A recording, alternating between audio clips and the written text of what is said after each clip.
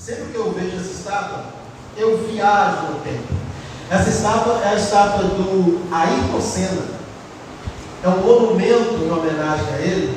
Ela está em Imola, na Itália, na curva Tamburello, aquela curva que ele sofreu um acidente. Aí sempre que eu vejo essa estátua, esse monumento, eu vou até 1º de maio de 1994. Olha quantos anos que eu vou? 30 anos, né? 30 anos. Eu estava na escola dominical, final da escola dominical, às 10h30 da manhã mais ou menos, aqui na igreja presbiteriana de Vila Isa. E alguém chegou para mim e falou comigo: Roberto, teve um acidente com o Senna. Parece que foi feio. Mas eu não acreditava que levaria a óbito. Eu me lembro que eu fui almoçar na casa da minha irmã, Santa Rita. Era um dia nublado. A gente foi para lá por causa do aniversário da minha sobrinha. Eu lembro que na hora do almoço veio a notícia no jornal. De fato, ele havia falecido. Então tudo vem à mente, tudo é rememorado a partir de uma imagem que foi colocada ali justamente para que não caia no esquecimento a vida dele, esse evento trágico da sua vida. A prática de levantar altares ou usar símbolos memoriais, símbolos que remetem a algum evento, essa prática era muito exercitada entre os hebreus, muito exercitada. E a Páscoa era algo assim, era algo dessa forma. Era uma festa que lembrava o povo o dia que eles foram libertos, que eles foram libertados do Egito. Então era a partir da libertação deles do Egito, de tudo que aconteceu naquela noite, naquela última noite deles ali, a partir dali foi colocado, foi decretado essa festa pascual, anual, para relembrar, para rememorar o dia em que o Senhor passou por cima da casa, e Páscoa significa isso, passar por cima, e permitiu que eles tivessem vida, que eles não fossem alcançados pelo anjo da morte. Nós vamos ver tudo isso hoje. Nós vamos ver como foi esse início, como foi essa Páscoa, o cordeiro lá no Egito, e mais importante, nós vamos ver o que isso tem a ver comigo e com você, brasileiros, aqui nesse dia, aqui nessa igreja. E nós vamos ver isso nesse tema, né, o cordeiro no Egito, à luz de Êxodo 12, 1 a 3, que a gente vai fazer a leitura agora. Está aqui na projeção, você pode abrir sua Bíblia também, você acompanhando, mas nós vamos fazer a leitura agora desse texto, Êxodo 12, 1 a 3. Vamos ler junto? 1, 2 e... Disse o Senhor a Moisés e a Arão na terra do Egito: este mês será o principal dos meses, será o primeiro mês do ano. Falai a toda a congregação de Israel, dizendo: aos 10 dias, cada um tomará para si um cordeiro, segundo a casa dos pais, um cordeiro para cada família. Um cordeiro para cada família. Esse texto começa falando que o Senhor estava conversando, estava falando com Moisés e Arão. E eles estavam onde? Onde eles estavam? Na terra do Egito. Irmãos, entendermos onde eles estavam é super importante para nós hoje. Falar que estão na terra do Egito é entender que eles estavam debaixo de uma amargura terrível. Eles estavam debaixo de um sofrimento nunca antes visto por eles. Eles estavam debaixo de uma escravidão terrível. Eles tinham uma amargura realmente na alma, porque eles estavam ali totalmente presos e enfrentando uma situação extremamente complicada. A amargura da escravidão estava sobre as famílias de Israel. 400 anos antes desse texto que nós estamos lendo, Deus decretou algo aos seus descendentes. Deus mesmo já falou com eles o que iria acontecer com eles. Gênesis 15, 13. Olha só o que diz o texto. Então lhe foi dito, sabe com certeza, vamos ler junto o amarelinho ali, que a tua posteridade será peregrina em terra alheia, será reduzida à escravidão, e será afligida por 400 anos. E isso de fato aconteceu. Então percebam que o próprio Deus, 400 anos antes dessa Páscoa, que os hebreus estavam fazendo, a primeira Páscoa, ele já estava decretando que aquele povo seria preso, seria escravizados, viveriam sob a tirania do Egito.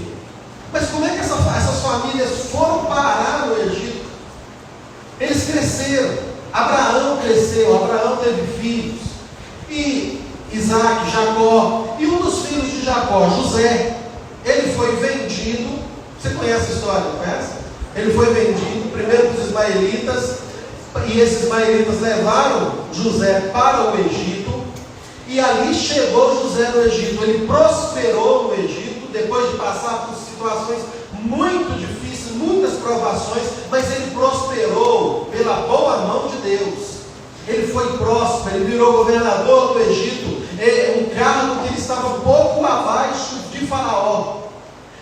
No tempo de uma seca que ele mesmo havia previsto, os irmãos dele vieram ao Egito para buscar alimento.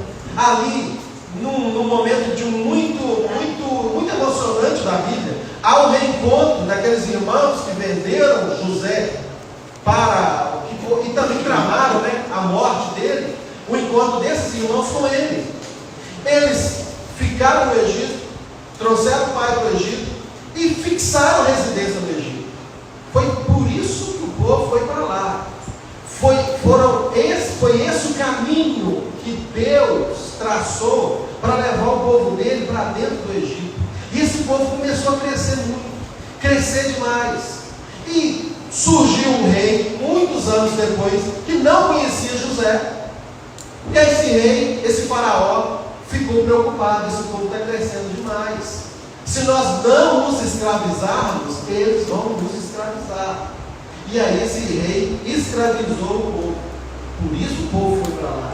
Por isso o povo foi escravizado. Primeiro, por uma determinação do próprio Deus, estava nos propósitos de Deus. Segundo, para a disciplina do povo, para que o povo aprender a crescer e a depender de Deus. Em terceiro e mais importante, para que a glória de Deus fosse manifesta no meio do povo do Egito. A amargura da escravidão estava sobre aquele povo.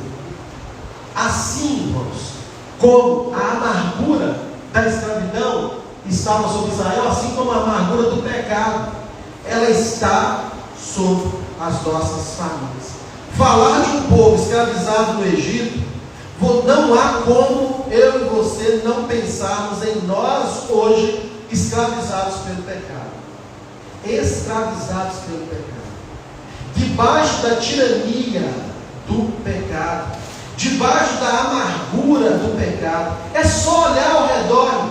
É só olhar ao redor e vermos as marcas da escravidão, do pecado, que desde a queda acompanha o homem e está por toda parte. O pecado afetou todo o homem e afetou o homem todo. O pecado afetou a mente do homem.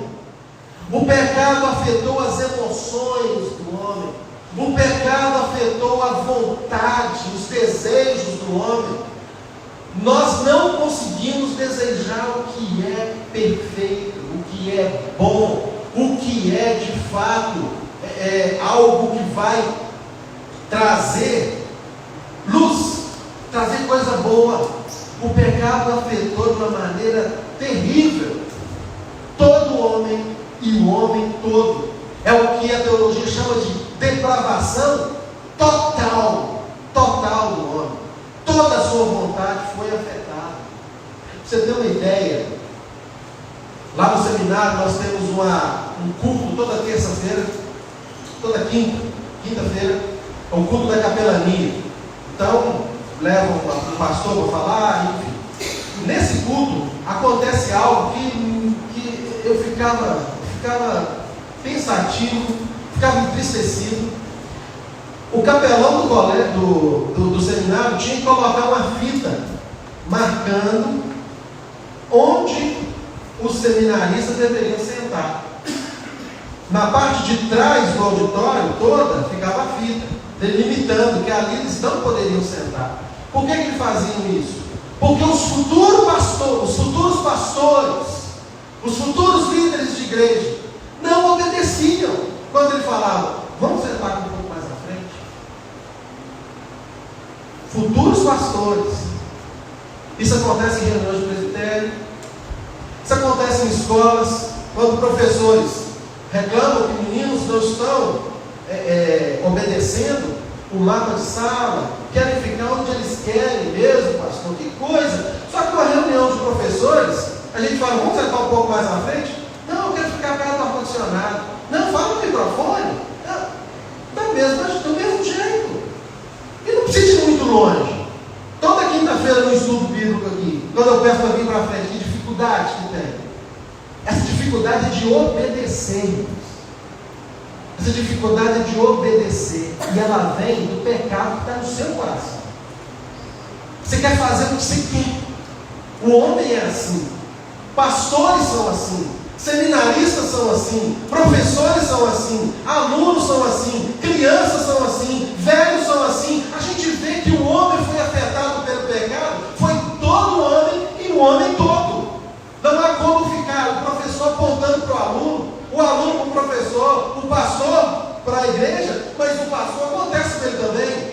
Então está todo mundo envolvido com isso. O pecado foi um evento que trouxe um colapso terrível na vida da humanidade.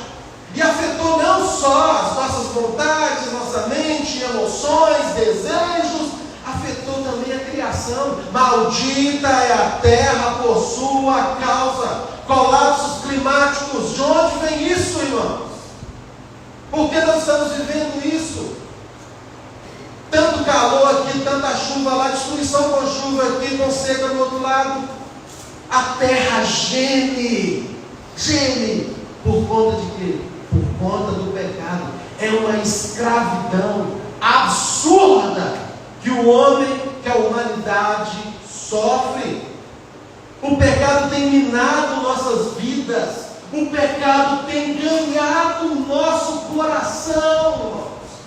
As violências que nós vemos por aí, sejam elas verbais, quando tem pessoas violentando a outra, daquilo que estão falando, violências físicas, que são demais, por todo lado, por toda parte, brigas de torcidas. Impressionante uma coisa dessa, né? Algo que você não imagina. Brigando por quê? Por causa do time, que não é o mesmo time que o meu. É algo assim, gente falando aqui na tranquilidade. Que é isso? Que absurdo! Mas acontece mortes por conta disso. É o pecado que traz isso.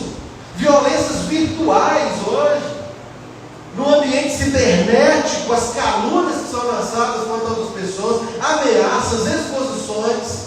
Teve o caso de uma menina que suicidou porque não estava aguentando mais a exposição dela a um fato que ela não participou. E quando cai na internet, meu filho, para você provar que está certo, que está errado, é muito difícil, é muito complicado. E o que dizer do alcoolismo, do fumo, essas drogas lícitas, né, que são permitidas, liberadas, né, que são vendidas por aí? pessoas que não conseguem se libertar, as drogas ilícitas, pesadas, essa maldição, o sexo que tem levado pessoas à derrota. Essa semana 3 casos, tivemos aí desfechos, né? O caso do Daniel Alves, não um desfecho, mas uma liberação para ele cumprir a pena solto. Voltou à luz a situação dele, né? De uma violência contra a mulher realizada há muito tempo, e ele está nessa situação por conta daquilo. O caso do Robinho agora, preso, uma orgia sexual, um estupro coletivo aconteceu ali, por causa do quê? Do poder, do desejo carnal, da carnalidade, do pecado.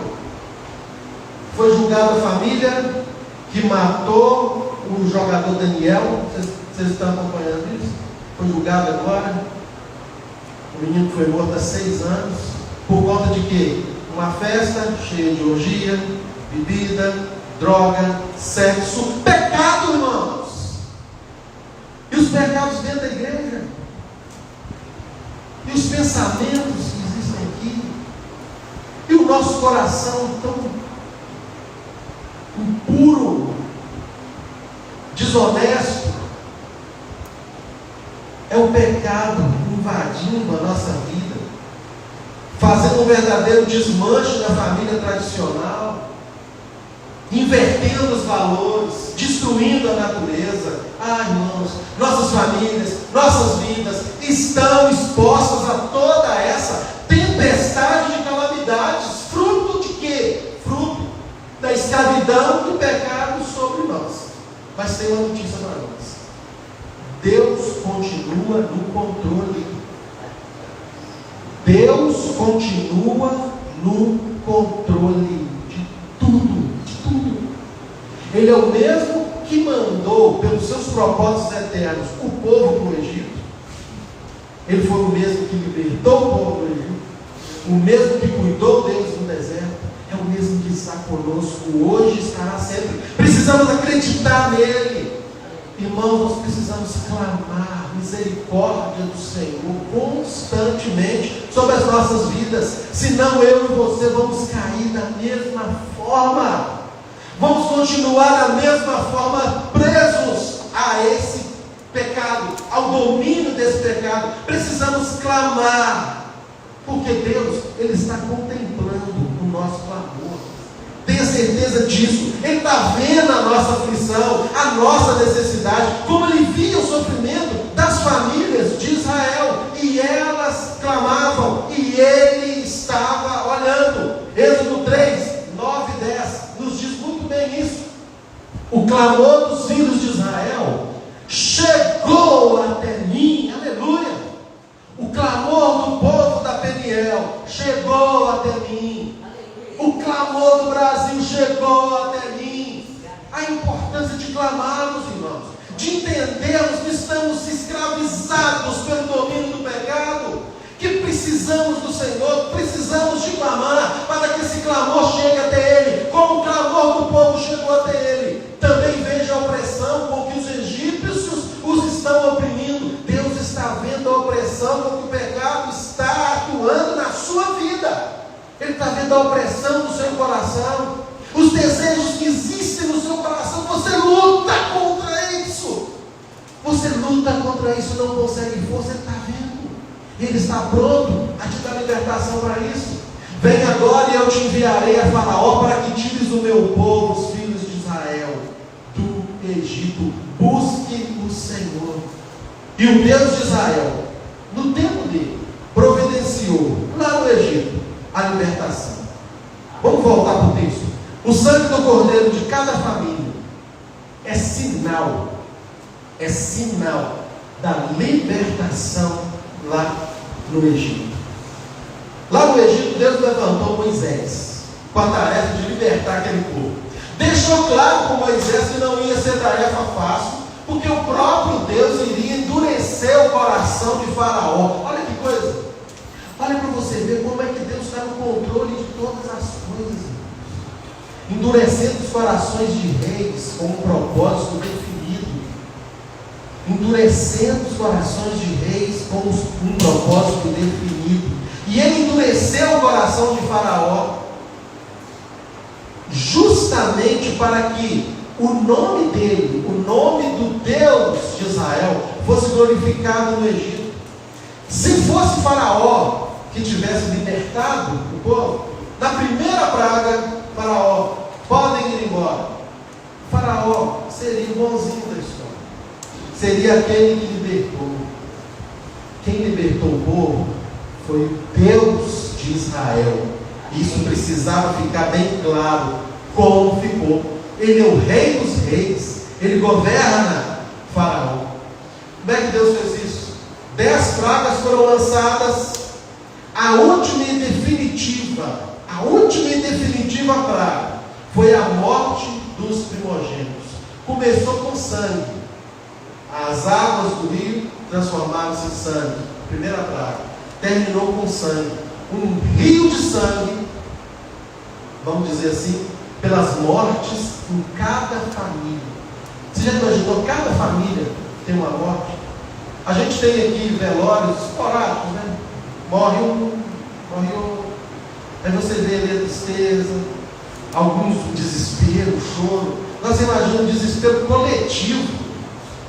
Toda uma nação teria alguém morto na sua casa para chorar. Você consegue entrar na história? Você precisa entrar na história. Chega de ler apenas como uma historinha. Talvez você contar para o seu. Entra lá. O ambiente daquilo. Lembra um pouquinho do tempo do Covid. Aqui que tinha um ambiente de morte no ar. Muito pior do que aquilo. É isso que estaria acontecendo ali. Na 10ª praga. Na 10ª e definitiva praga. Deus enviaria do céu um anjo da morte, irmãos. Às vezes a gente fica brincando com Deus, né?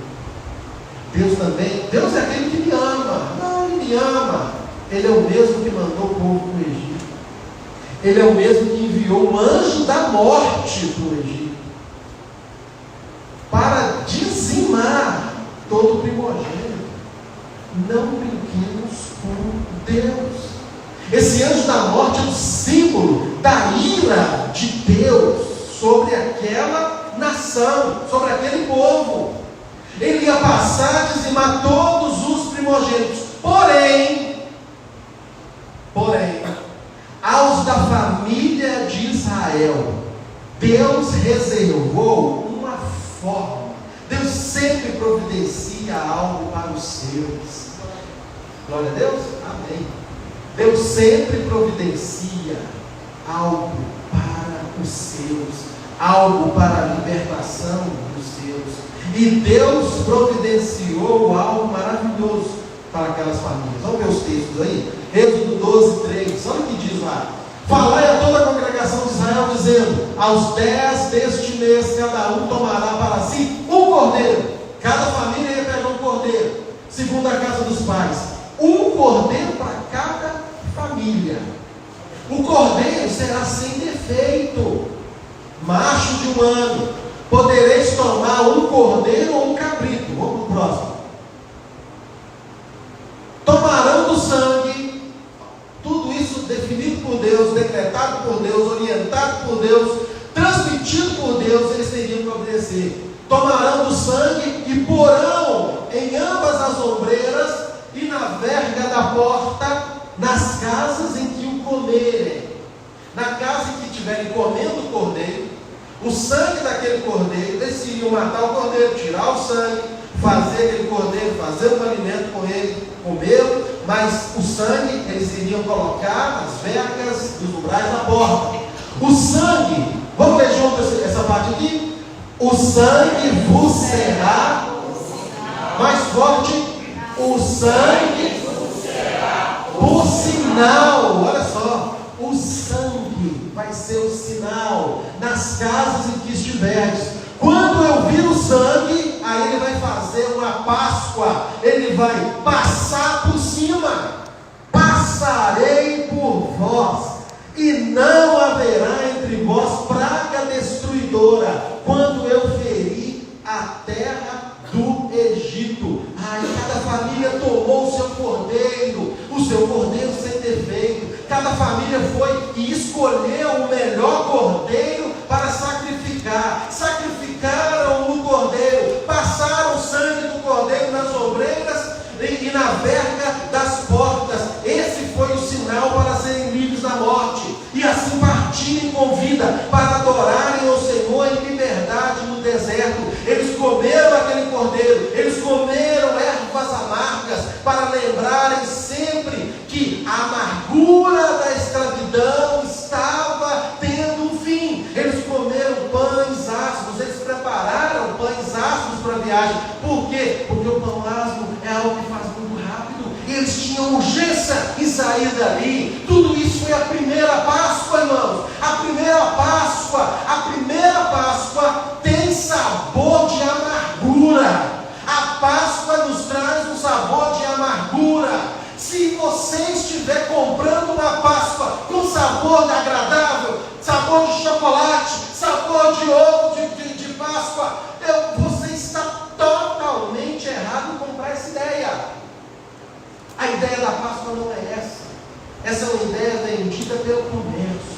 A Páscoa tem sabor amargo. A Páscoa tem um caráter de urgência. Nós precisamos obedecer para podermos ficar livres. A Páscoa fala sobre isso, irmão. E você precisa colocar isso no seu coração. Eles foram livres da ira de Deus pelo sinal do sangue do cordeiro no Egito. Eles foram livres da ira de Deus. A ira de Deus foi trazida a todos ali. Todos. Apenas aqueles que tinham o sinal do sangue ficariam livres. Um grande livramento. Com sangue de um animal irracional, de um animal escolhido pelas famílias.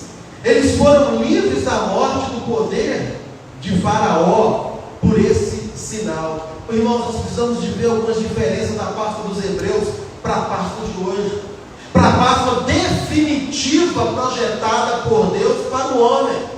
E são várias diferenças. Lá no Egito, o sangue derramado foi de um animal irracional. E na nova aliança, o sangue derramado foi de alguém que se ofereceu de forma voluntária para derramar o seu sangue na cruz, para trazer libertação para nós. Existe uma grande diferença entre o Cordeiro lá de trás com o Cordeiro Santo de Deus, que tira o pecado do mundo. Ele veio trazer libertação. Todos aqueles que creem nele, que receberem essa mensagem, essa libertação que vem da cruz, todos aqueles que tiverem em seus corações o sinal do sangue de Jesus, estarão livres da ira de Deus. Ele se entregou voluntariamente por amor. Ele nos amou até o fim. Aquele povo foi livre da ira de Deus pelo sinal do sangue do Cordeiro. E nós, irmãos, nós fomos livres da ira de Deus pelo sangue do Cordeiro de Deus, que tira o pecado do mundo, pelo sangue de Jesus na cruz. As famílias modernas têm uma esperança, e uma única esperança: entregarem-se sem reservas a Jesus, o Cordeiro perfeito. O Cordeiro perfeito. Ele vai nos tirar desse domínio do pecado da nossa vida. Nós vamos continuar lutando de forma intensa contra os desajustes que o pecado trouxe e vai continuar trazendo, mas nós somos o povo livre. Não há condenação para os que estão em Cristo Jesus. O Cordeiro perfeito venceu pelos seus escolhidos. Mas é preciso observar outras diferenças da Páscoa dos hebreus para a Páscoa em Cristo. No Egito, o sangue foi sinal para salvar a família toda. Aqui nós temos a Páscoa no Egito e nós temos a Páscoa, representando a Páscoa em Jesus. Em Jesus. Lá no Egito, o sangue foi suficiente para toda a família. Ali naquela figura tem a casa, tem a família toda lá dentro, o sangue na porta, toda a família, se entrasse para aquela casa, ficasse ali, se alimentando e tivesse o sangue aqui fora, estariam livres, estariam salvos. Mas na Páscoa projetada por Deus para nós em Jesus, o sangue de Jesus é suficiente, mas ele é individual. A salvação é individual. Então não pense que por causa que a sua esposa ela foi lavada e remida no sangue do Senhor, você vai aproveitar isso. Não aproveita que o seu esposo ele foi lavado e remido no sangue de Cristo. Você vai aproveitar essa carolinha. Não pense que porque os seus pais, seus avós foram lavados no sangue do Senhor Jesus Cristo e você vai como filho, vou aproveitar essa carona para o céu. Não existe carona para o céu.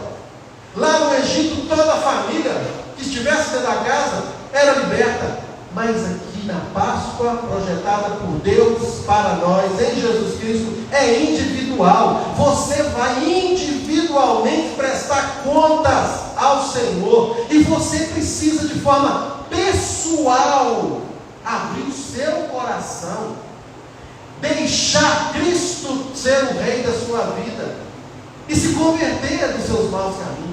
É individual, irmãos, é individual. Há uma grande diferença aqui.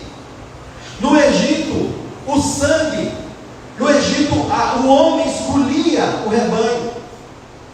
O homem, as famílias escolhiam o rebanho deles. Iam lá no seu redil, olhava qual era a mais perfeita e pegava. Ele escolhia.